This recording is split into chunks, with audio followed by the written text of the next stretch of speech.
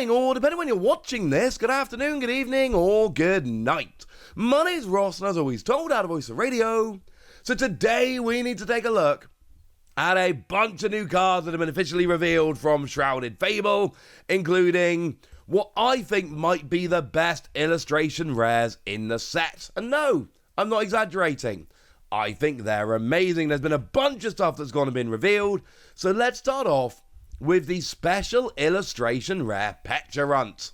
Now, the special illustration rare Pecharunt is just, the fancy version of the regular Pecharunt.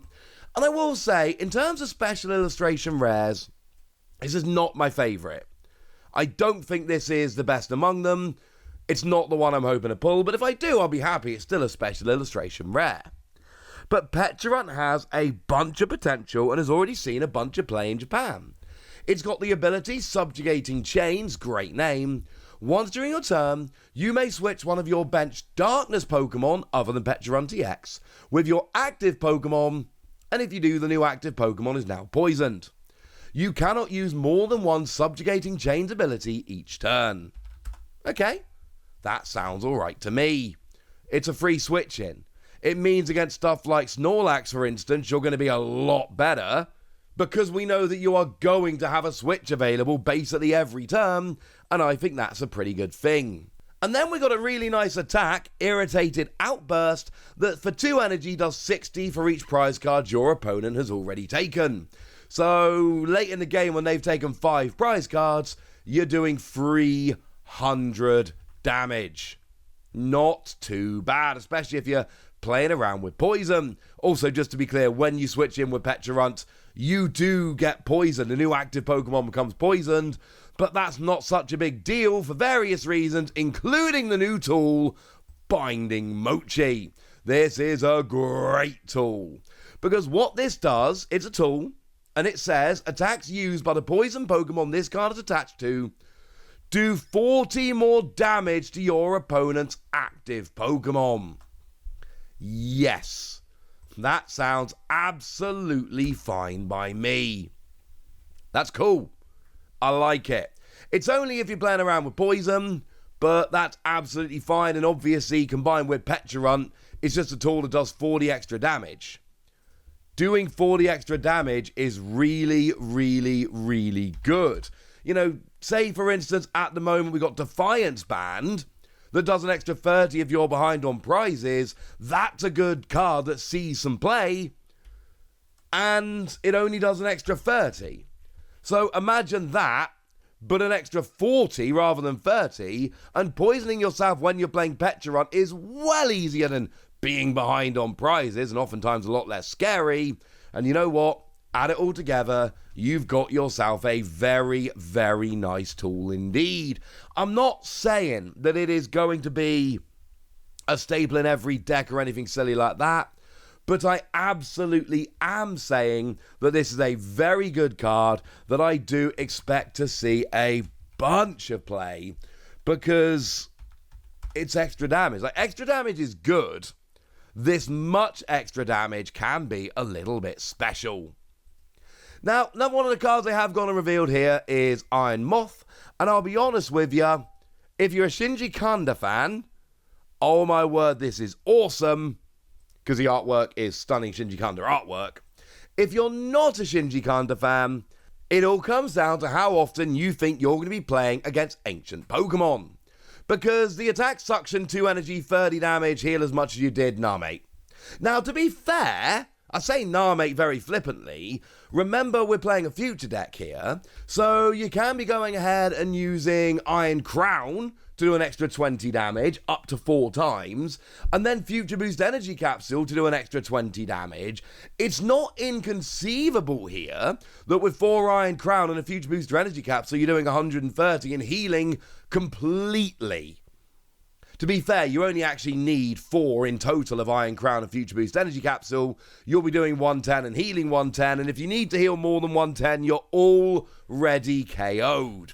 I still don't think it's great, but in a matchup where your opponent is not doing very much damage, this is for colorless energy, and if your opponent's trying to kind of whittle away, which doesn't happen often, but if they're not one-hit KOing, you got 120 HP. But if they're not one-hit KOing, this could actually be fun.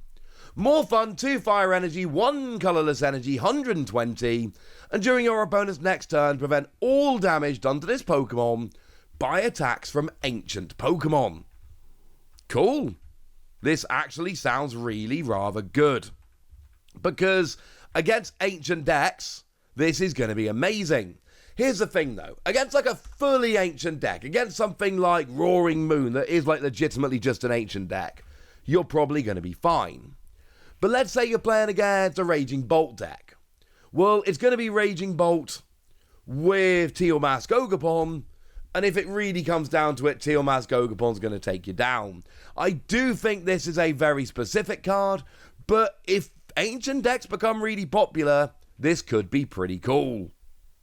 Now, Cresselia is one I'm not a huge fan of, I'll be honest with you, but it is a new card we need to take a gander at. Free energy, Crescent... Okay, first one, we got single energy, Healing Pirouette. Heal 20 from each of your Pokemon. In the unlikely event that a spread deck suddenly becomes really good, this is a good answer. And it is from each of your Pokemon, so it will also heal Cresselia. I don't think it's particularly good still, but I do think there is at least a tiny bit of potential. But then we got Crescent Purge, 80 damage, and you may turn one of your face down prize cards face up, and you deal 160. Yes, it stays up for the game. No, you can't do this if all your cards are already face up. And look, in terms of energy acceleration, obviously, we've got Gardevoir EX that can accelerate the energy. I just don't really like free energy 160. It's a lot of energy to put on a fairly weak basic Pokemon. I mean, for a single prize basic, it's pretty big, but it's still only 120 HP. And 160 just isn't a key number. Doesn't even get Luminion. You're still 10 damage away from getting Luminion here, and that's my problem. Sure, as a single prizer, it's fine. Sure, against single prizers, it will be fine. I just think it doesn't do enough, and there's even a better Cresselia that I would rather play in Gardevoir decks. It's not even the best Cresselia if you're playing Gardevoir, and I think that is pretty telling. Sorry.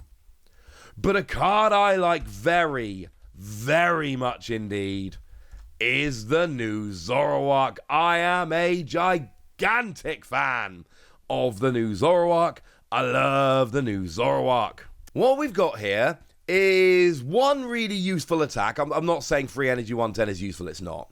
60 damage for each of your opponent's Pokemon EX and Pokemon V in play.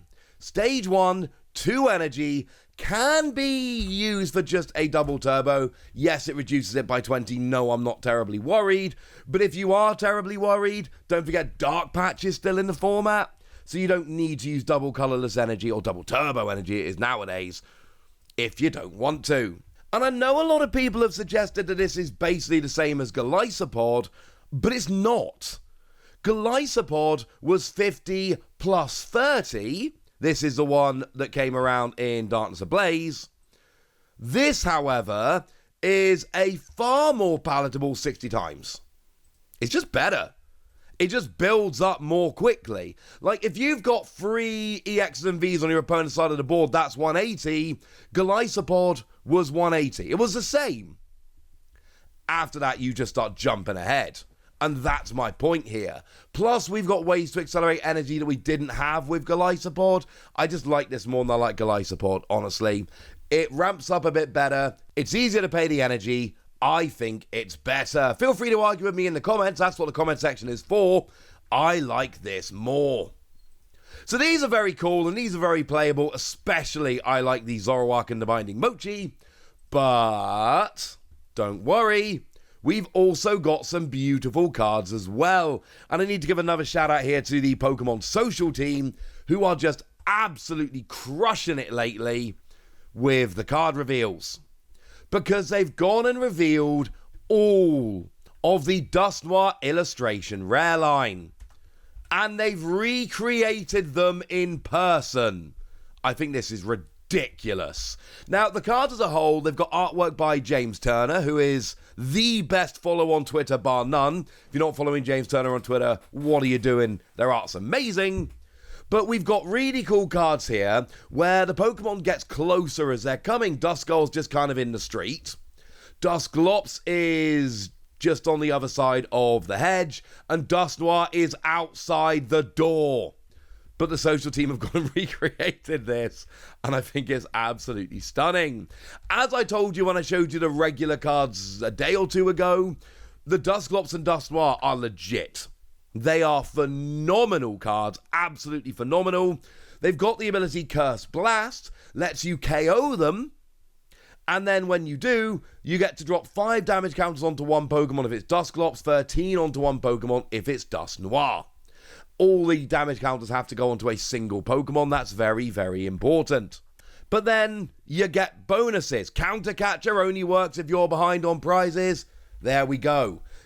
Get down to your opponent having 3 prizes remaining, and all of a sudden, Roxanne is on board. They've got 4 prizes remaining. You give them a prize. Now you get to go and play Roxanne. Charizard gets more powerful the more prize cards your opponents take them. So give up a prize, activate Counter Catcher, while also doing extra damage. Make no mistake about it, these are some of the best cards in the set in Shrouded Fable. They are doing very well over in Japan, especially in Charizard decks, and the artwork is absolutely stunning. These are chase cards for the set.